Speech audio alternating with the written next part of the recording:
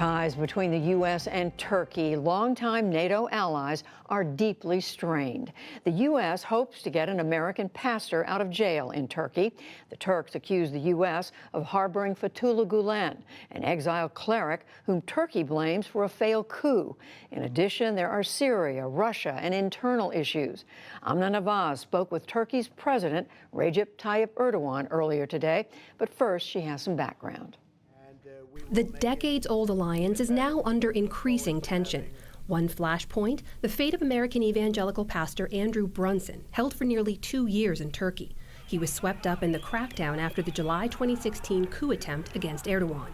Vice President Pence had this ultimatum for Erdogan in late July. I have a message on behalf of the President of the United States of America.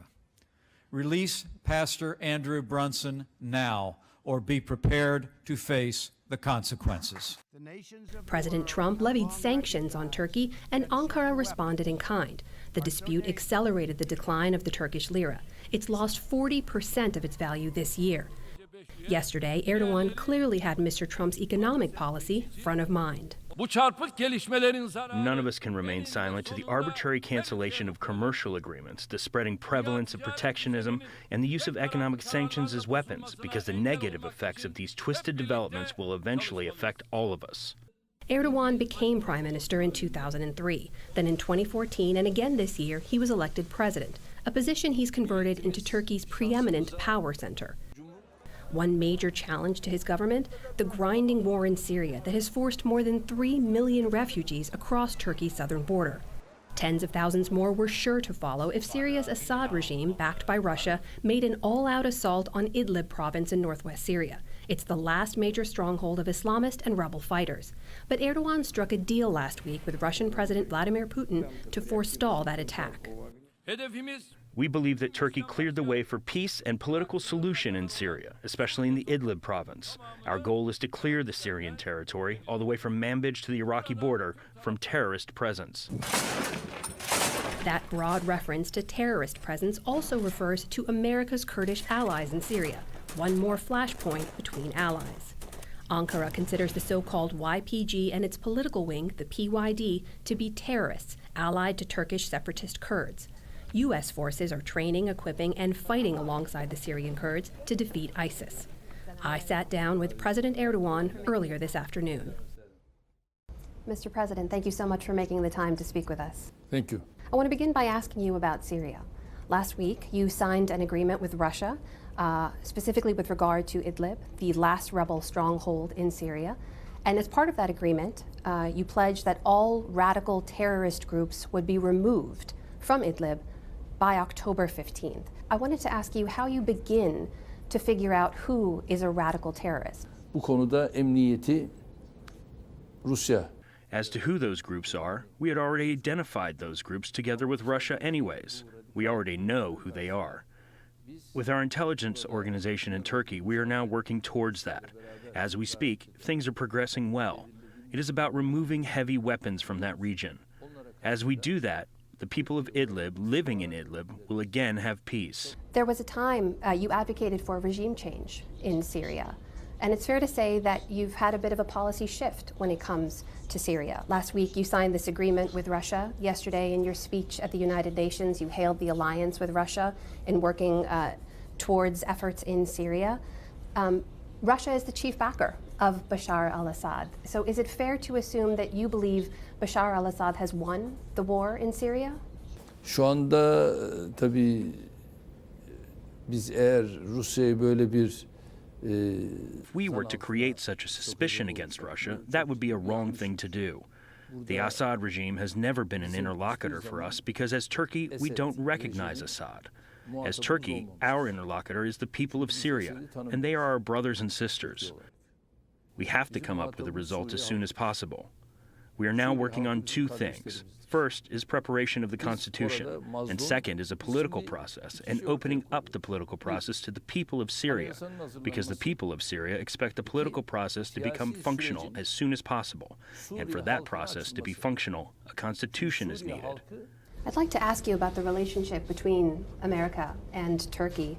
This morning you published a very strongly worded op-ed calling for a larger reform to take place at the United Nations. But in that piece, you named only the U.S. You said that this administration have undermined the world order. Do you still consider the U.S. to be an ally for Turkey? Amerika ile NATO'da stratejik ortağız. We are strategic partners with the U.S. within NATO. For any country that is our strategic partner, it wouldn't be suitable to talk about possible sanctions against one's strategic partner.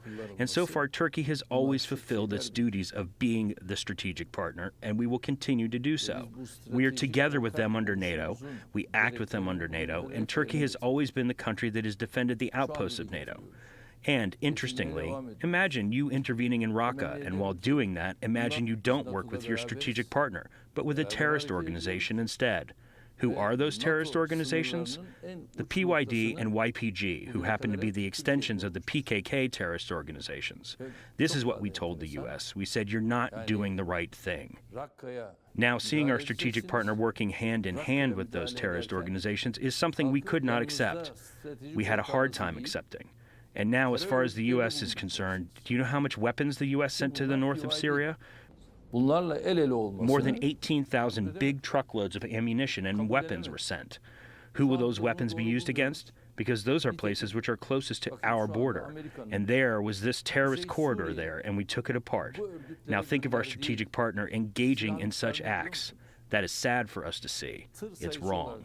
I'd like to move on to another issue that's come up between the U.S. and Turkey, and that is the issue of Pastor Brunson, Andrew Brunson, who's been detained in Turkey since 2016 now. The U.S. has asked that he be released. He's been charged with terrorism and espionage. But recently, Pastor Brunson was moved to house arrest. There was a new prosecutor appointed in the case as well, and he has a hearing coming up in October. The U.S. has signaled they'd like him released by then.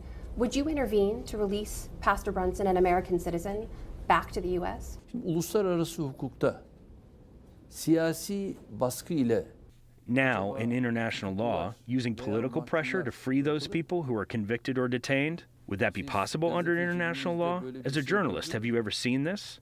You could have that only in totalitarian or authoritarian regimes. You would not have it in a country like Turkey, where there is the rule of law. Şu anda Amerika'da Now, as we speak, there is Fethullah Gulen in the U.S., and he has been in this country since 1999, and he was head of an organization which attempted a coup in our country. 251 of our citizens became martyrs. In 2,193 of our people were injured, and he lives in Pennsylvania, on 400 acres.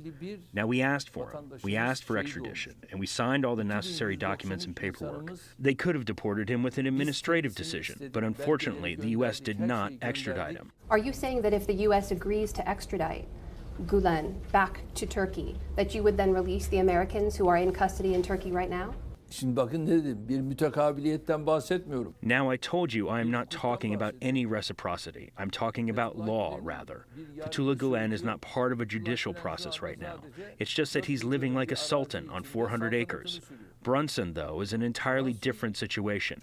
He is being tried in court as we speak, and we sent all necessary documents about Fethullah Gulen to the necessary authorities. Amnesty International estimates Pastor Brunson is one of 15 to 20 American citizens currently in Turkish custody.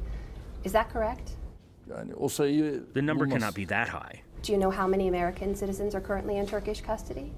Şu anda zannediyorum yani 6-7 tane. Currently, as far as I know, 6 or 7 Americans either are in custody or are detained. You yourself have come under heavy criticism from some human rights groups, particularly after, as you mentioned, that failed coup attempt in 2016. I have to put these numbers to you because they're striking. It's estimated 100,000 people were dismissed from public sector jobs, more than 50,000 arrested and imprisoned. Your critics have called it a purge of your political opposition. Are you purging your political opposition? Şimdi böyle bir şeyi kabullenmek bir defa mümkün değil. Now, one cannot accept such information, of course, because you talk based on information you get from different press and media. Currently, there are people behind bars, it's true. Numerically, yes, there are high numbers of people behind bars. There are 32,000 detained people who have been arrested. It's not hundreds of thousands. Those trials must, and I hope, will be completed by the end of this year. Setting aside your political opposition, specifically when it comes to journalists in Turkey, Turkey's been called the biggest jailer of journalists. Back in December, you held 73 journalists in your How many? prison. Can you give me the figure?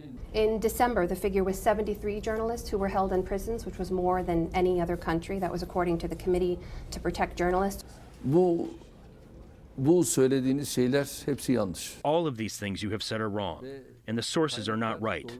Those are lies. The number of people who are behind bars and who are journalists, real journalists, maybe 20 or 30.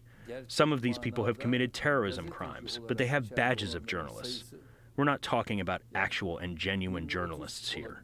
President Recep Tayyip Erdogan, thank you very much for your time and speaking with us. Thank you.